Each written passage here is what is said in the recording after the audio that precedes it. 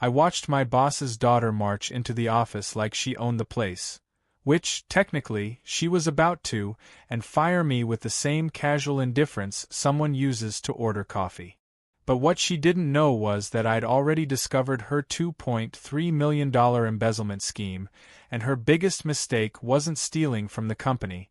It was firing the one person who could prove it.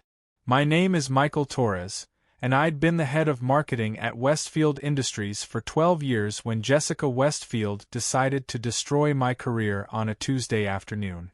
She walked into what used to be her father's office wearing a power suit that probably cost more than most people's monthly rent, her blonde hair pulled back in a style that screamed expensive salon. Robert Westfield, the man who'd built this HVAC company from nothing, stood behind his own desk like a stranger in his own home. "Michael," Jessica said, not bothering to look up from her phone, "we're making some changes around here. Your position has been eliminated." I felt my stomach drop, but kept my face neutral. 12 years of building their online presence from zero.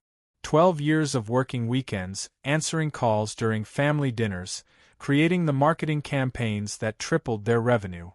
All dismissed with the same tone someone might use to cancel a dinner reservation. Robert finally met my eyes, and I saw something there I'd never seen before: defeat. His own daughter was dismantling everything he'd worked for, and he seemed powerless to stop it. "Jessica, maybe we should discuss this further," he said weakly. "Dad, we talked about this.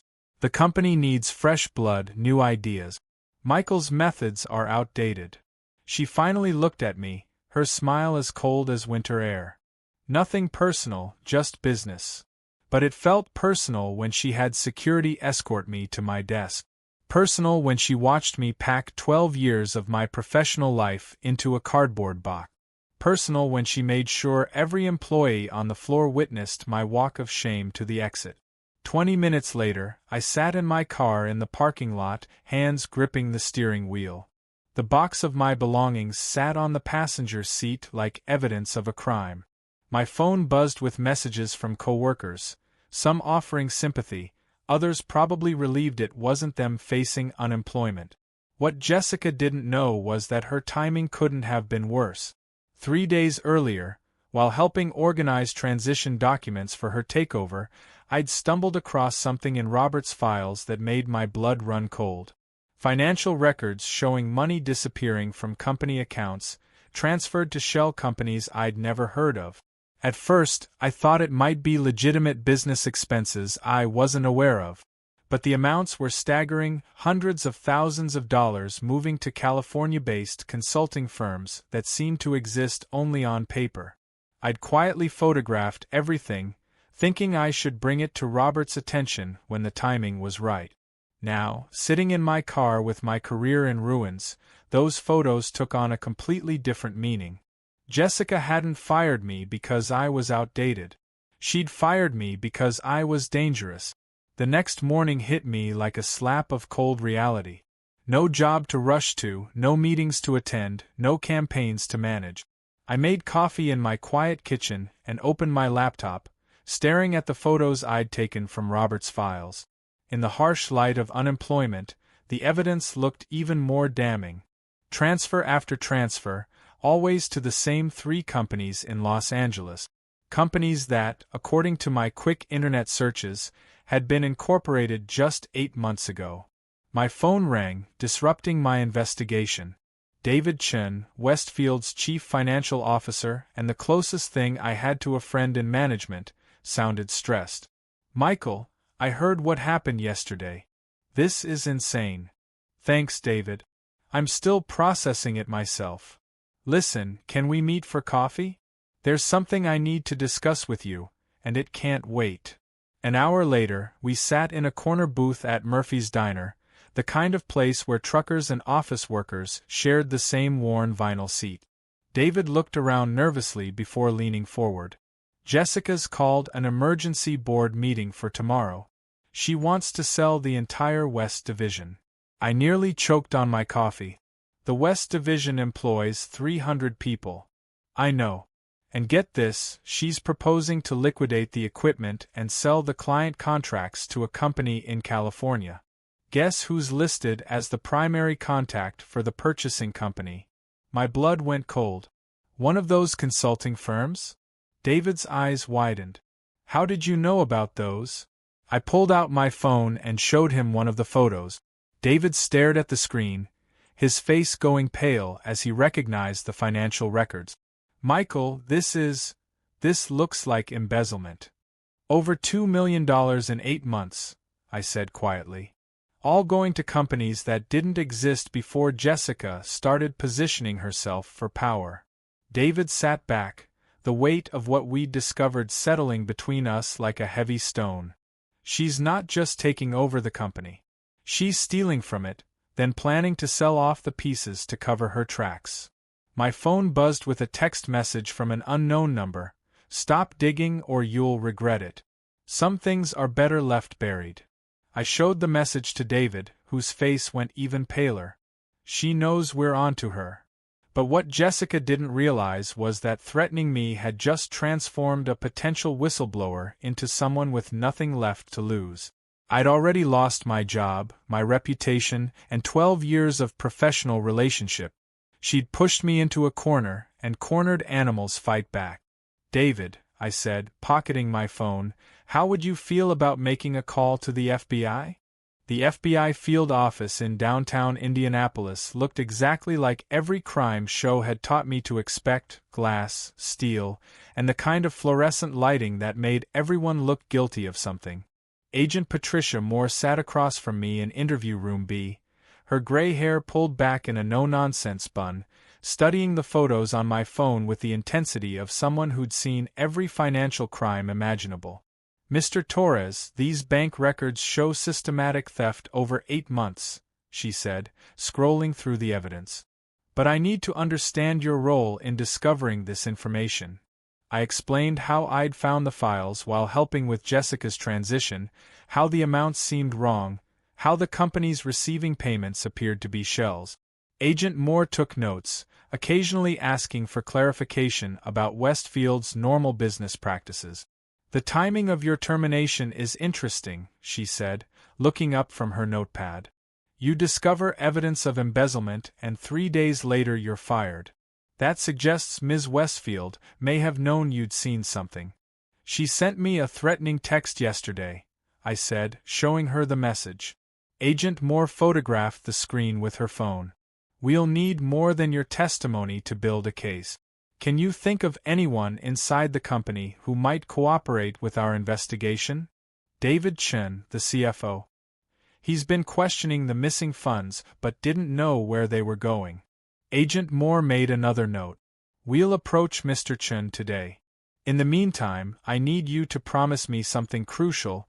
You cannot contact anyone at Westfield Industries or discuss this investigation with anyone. Not your family, not former coworkers, nobody. I nodded, understanding the weight of what I'd set in motion. As I left the building, my phone rang. Robert Westfield's name appeared on the screen, and his voice sounded broken in a way I'd never heard before. Michael, I need to see you. Something terrible has happened. We met at the same diner where David and I had talked the day before. Robert looked like he'd aged a decade overnight. His usually perfect silver hair disheveled, his eyes red with exhaustion. She's locked me out, he said, his voice barely above a whisper. Changed all the computer passwords, called security when I tried to enter my own office. 40 years building that company, and my own daughter. He couldn't finish the sentence. I wanted to tell him about the FBI, about the evidence, about how justice was already in motion. But Agent Moore's warning echoed in my mind. Instead, I reached across the table and placed my hand on his shoulder. Robert, I promise you this isn't over. Sometimes the truth has a way of coming out when people least expect it. He looked up at me with hope mixed with desperation. You always were the most loyal person in that building, Michael. I should have fought harder for you. My phone buzzed with a text from David. Emergency board meeting moved to this afternoon. Jessica's accelerating everything. 3 hours later, I sat in my car across the street from Westfield Industries, watching black SUVs with government plates pull into the parking lot. Agent Moore had moved faster than I'd expected. Through the building's glass entrance, I could see Jessica in the lobby, gesturing wildly at what appeared to be federal agents showing her official documents. My phone rang. David's voice was shaking with excitement and terror. "Michael, the FBI just served search warrant. They're seizing computers, financial records, everything." Jessica's been screaming about wrongful persecution and demanding to call her lawyer. "Where's Robert?" "In his office," well, Jessica's office, trying to understand what's happening. "The agents want to speak with him separately." I watched more agents enter the building, carrying boxes of equipment. Other employees gathered at windows, pointing and whispering. 12 years of working in that building, and I'd never imagined I'd be watching it from the outside as federal investigators exposed corruption at its highest levels. "David, what did you tell them?" "Everything. About the missing funds, the shell companies, the timeline of when you found the evidence versus when you were fired.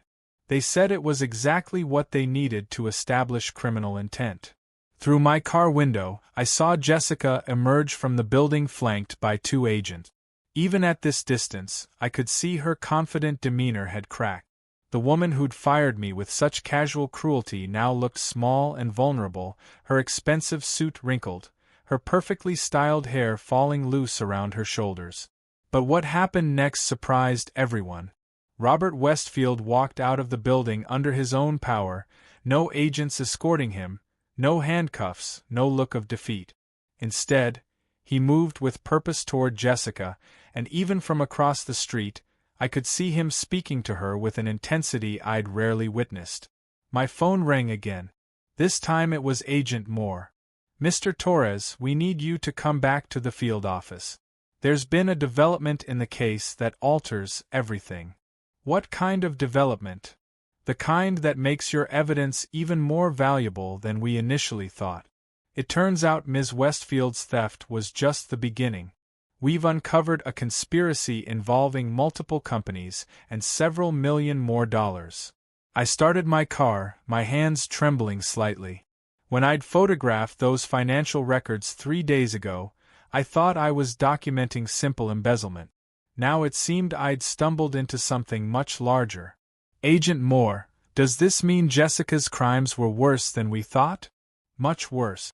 "And Mr. Torres? The board meeting she called for today? She was planning to complete the largest financial crime in Westfield Industries history. Your firing wasn't just about silencing you, it was about eliminating the one person who understood the company's systems well enough to stop her."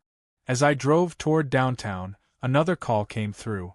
This time it was Sarah Martinez, our head of human resources, someone I'd worked with for 8 years. Her voice was panicked. "Michael, I know you're not supposed to be talking to anyone from the company, but I had to call. The FBI agents are asking questions about your termination, about whether there was proper documentation, about Jessica's access to financial systems. I told them the truth, that your firing came out of nowhere, no warnings, no performance issues. Sarah, I appreciate you calling, but I can't discuss this right now." "Wait, before you hang up, they also asked about the West Division sale. Michael, I saw the contracts Jessica prepared. She was going to sell 300 jobs worth of equipment and client relationships to a company called Pacific Solutions Group for half their actual value. When I looked up the company, guess who's listed as their primary consultant? My blood went cold. One of the California firms? The same address as 2 of them. Michael, she wasn't just stealing money. She was preparing to destroy the entire West Coast operation and funnel the proceeds to herself.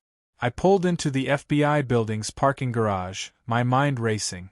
Jessica's plan had been even more elaborate than I'd realized.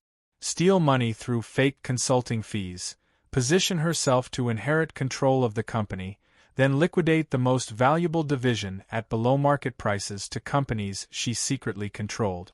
She would have walked away with millions while hundreds of families lost their livelihood. Agent Moore met me in the lobby, her expression grim but determined. "Mr. Torres, we need to move quickly. Based on David Chen's testimony and your evidence, we've obtained warrants for Jessica Westfield's personal accounts. What we found changes the scope of this investigation entirely." She led me to a conference room where David sat across from another agent, surrounded by financial documents spread across a large table. David looked up when I entered, relief flooding his face. "Michael, thank God you're here. This is Agent Robert Sullivan from the Financial Crimes Unit. Tell him what you told me." Agent Sullivan, a tall man with sharp eyes behind wire-rimmed glasses, gestured to the documents. "Mr. Torres, your evidence was the key that unlocked everything. Jessica Westfield has been running a sophisticated embezzlement scheme, but it goes far beyond Westfield Industries. She's been targeting multiple family-owned businesses across the Midwest, using the same pattern: gain insider access, siphon funds through fake companies, then position herself to acquire assets at below-market prices." I stared at the papers spread before us. Bank records, corporate filings, email communications, evidence of a criminal enterprise that had been operating for over 2 years. "How many companies?" I asked. 7 that we've identified so far. Combined theft of over $12 million. Your employer was going to be her biggest score, and her exit strategy." Agent Moore leaned forward. "Mr. Torres, we need your help with one more thing. Tomorrow morning, we're going to arrest Jessica Westfield on federal charges. But we need someone who understands Westfield Industries operations to help us trace exactly how much money she stole and where it went. Would you be willing to work with our forensic accountants?" I thought about Robert's broken voice on the phone, about the 300 employees who had no idea how close they'd come to losing everything, about 12 years of loyalty dismissed with cruel indifference. "Agent Moore," I said, "I'll do whatever it takes to make sure she pays for what she's done." At 7:23 a.m. the next morning, I watched through a one-way mirror as federal agents placed Jessica Westfield in handcuffs outside her luxury apartment complex. Even from the FBI surveillance van, I could see her face transform from sleepy confusion to absolute terror as Agent Moore read her the charges: conspiracy to commit wire fraud, embezzlement, money laundering, and racketeering. "She's asking for her lawyer," Agent Sullivan said, adjusting his headset. "Standard procedure. But Mr. Torres, what happens next is going to surprise everyone, including you." Before I could ask what he meant, my phone buzzed with an urgent call from David Chen. His voice was breathless with panic. "Michael, you need to get to the office immediately. Robert collapsed in the parking lot 20 minutes ago. The paramedics are here, but he's asking for you specifically." My stomach dropped. "Is he okay?" "Conscious, but they think it might be his heart." "Michael, before they put him in the ambulance," he grabbed my arm and said something strange. He said, "Tell Michael the safe combination is Linda's birthday. He'll know what to do." Agent Moore looked at me with concern. "Mr. Torres, we understand this is personal, but we need you to focus on the investigation. Agent Moore, Robert Westfield built that company with his bare hands. If he's trying to tell me something important enough to say from a stretcher, it might be crucial to your case." She considered this for a moment, then nodded. "Agent Sullivan will accompany you. But this doesn't leave our sight." 30 minutes later, I stood in Robert's office, the same office where Jessica had fired me just 4 days earlier. The irony wasn't lost on me as Agent Sullivan watched me approach the wall safe hidden behind a painting of Robert's late wife, Linda. I entered her birthday, April 17, 1952. The safe opened with a soft click, revealing something that made my blood run cold. Stacks of documents, USB drives, and a handwritten letter addressed to me personally. With shaking hands, I pulled out the letter and read Robert's familiar handwriting. "Michael, if you're reading this, then my worst fears about Jessica have come true. I've known for months that she was stealing from the company, but I needed proof before I could act. Every document in this safe contains evidence of her crimes, Evidence I've been gathering secretly while pretending to be the foolish old man she thought she was manipulating. Agent Sullivan leaned over my shoulder, his eyes widening as he scanned the letter. Mr. Torres, keep reading. I couldn't trust anyone inside the company except you, but I needed Jessica to make a move that would expose her completely. Your firing wasn't just about her protecting herself, it was the final piece of evidence I needed to prove she was eliminating anyone who might discover her crimes. I recorded every conversation we had about the West Division sale, every threat she made, every lie she told the board. My hands trembled as I continued reading. Michael, I know this means you suffered unfairly, and I'll spend the rest of my life making that right. But your integrity and loyalty were the only things standing between Jessica and the destruction of everything I built. The USB drives contain recordings of her admitting to the thefts, planning the asset sales, and discussing how to frame other employees for her crimes. Agent Sullivan was already on his phone, calling for additional agents and forensic specialists. But I kept reading, needing to understand the full scope of what Robert had orchestrated. There's one more thing you need to know. Jessica isn't working alone. The California companies aren't just shells, they're connected to a larger organization that targets family businesses across the country. Jessica was recruited by them 2 years ago, specifically because she was Robert Westfield's daughter and could gain insider access.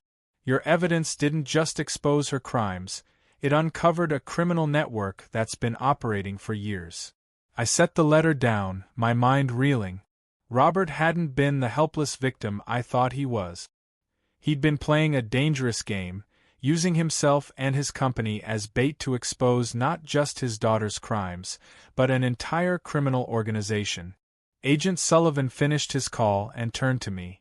Mr. Torres, this changes everything. We're not just dealing with embezzlement anymore. This is organized crime, conspiracy, fraud on a massive scale. And you, by discovering those financial records and getting fired for it, you gave us the key to bringing down the entire operation. My phone rang. It was David again, but this time his voice carried relief instead of panic. Michael, Robert's stable. The doctors say it was stress-induced, not a heart attack. But he's asking to speak with you as soon as possible. He says he has something important to tell you about your future at the company. As I looked around Robert's office, surrounded by evidence of crimes that stretched far beyond what I'd initially discovered, I realized that Jessica's decision to fire me hadn't just been about protecting herself. It had been the final move in a game she never realized she was losing. But the biggest revelation was still coming, and it would transform everything I thought I knew about loyalty, justice, and the price of doing what's right. 2 hours later, I sat beside Robert's hospital bed, watching him sip water through a straw while federal agents positioned themselves discreetly around the room. His color had returned, and despite the medical equipment surrounding him, his eyes held a sharpness I hadn't seen in months. Michael, he said, his voice stronger than I'd expected, I owe you an explanation that's 40 years in the making. Before I could respond, Agent Moore entered the room carrying a thick folder. Mr. Westfield, the evidence from your safe has been processed. We now have enough to charge Jessica Westfield and 12 other individuals across 7 states with racketeering, conspiracy, and organized fraud totaling over $30 million. Robert nodded grimly. Agent Moore, what I'm about to tell Michael will explain how this criminal network operates and why they targeted my company specifically. He turned back to me, his expression mixing pride with regret. Michael, do you remember when I hired you 12 years ago? You thought it was because of your marketing skills, but the truth is more complicated. I'd been investigating suspicious activities in our industry for years, family businesses being systematically targeted, owners being manipulated by their own children, assets being stripped and sold to the same group of California companies. My mind raced as pieces began clicking into place. You hired me because you suspected something was going to happen to Westfield Industries? I hired you because I needed someone inside the company who had integrity, someone who would notice financial irregularities and couldn't be bought or intimidated. When Jessica started showing interest in the business 2 years ago, I knew they'd recruited her. Everything she did, the business school education, the move to Miami, the sudden desire to modernize the company, it all followed the same pattern I'd seen at other targeted businesses. Agent Moore leaned forward. "Mr. Westfield, are you saying you've been running an undercover operation for years?" Robert actually smiled. "Agent Moore, I'm a 72-year-old man who built air conditioning systems for a living. But when criminals threaten your life's work and manipulate your own child into becoming their weapon, you learn to fight back with whatever tools you have." He reached for my hand. "Michael, your firing was the final piece of evidence we needed. It proved Jessica was eliminating threats, which established criminal intent. Your discovery of the financial records provided the paper trail. And your decision to contact the FBI instead of confronting Jessica directly saved not just Westfield Industries, but potentially dozens of other family businesses." Agent Sullivan entered the room, his face serious. "Gentlemen, we've just arrested 4 more individuals in California, and we've frozen accounts containing over $20 million in stolen asset. Mr. Torres, your photographs and testimony were the foundation that made all of this possible." I felt overwhelmed by the magnitude of what had unfolded. "Robert, what happens now? To the company, to the employees, to everything you built?" Robert's eyes brightened. "That's the best part, Michael. With Jessica's stolen money recovered and the criminal network exposed, Westfield Industries is stronger than ever. The West division that she tried to sell? Those contracts are now worth double what they were before, and we have no debt because we're getting back every penny she stole." He paused, studying my face. "Michael, I want you to come back. Not as head of marketing, but as chief operating officer. Equal partnership in running the company, with a salary that reflects your true value and a guarantee that you'll never again have to worry about job security." Agent Moore interrupted gently. "Mr. Torres, there's something else you should know. The FBI is recommending you for a Civilian Service Award. Your actions didn't just solve one case. They dismantled a criminal organization that was targeting family businesses across the entire Midwest." I looked around the hospital room, thinking about how this all started with a humiliating firing just 5 days ago. Jessica had thought she was eliminating a threat, but instead she'd activated the very person who would bring down her entire criminal network. "Robert," I said finally, "I accept your offer, but I have one condition." "Name it." "We establish an employee protection fund, using part of the recovered money. Any worker who gets fired unfairly, any family that faces hardship because of corporate greed, they get support while they fight back." Robert's smile was the brightest I'd seen since before his retirement. "Michael, that's exactly why I knew you were the right person for this job 12 years ago." My phone buzzed with a text from David. "Jessica just pled guilty to avoid trial. Full restitution, 10 years federal prison. It's over." As I sat in that hospital room, surrounded by the evidence of justice served and friendship restored, I realized that sometimes the worst thing that can happen to you turns out to be the exact catalyst needed to expose the truth. Jessica Westfield had fired me thinking she was protecting her criminal empire. Instead, she'd just handed the FBI their star witness and given me the motivation to see justice done. The company she'd tried to destroy was now stronger than ever, and I was no longer just an employee, I was a partner in building something better.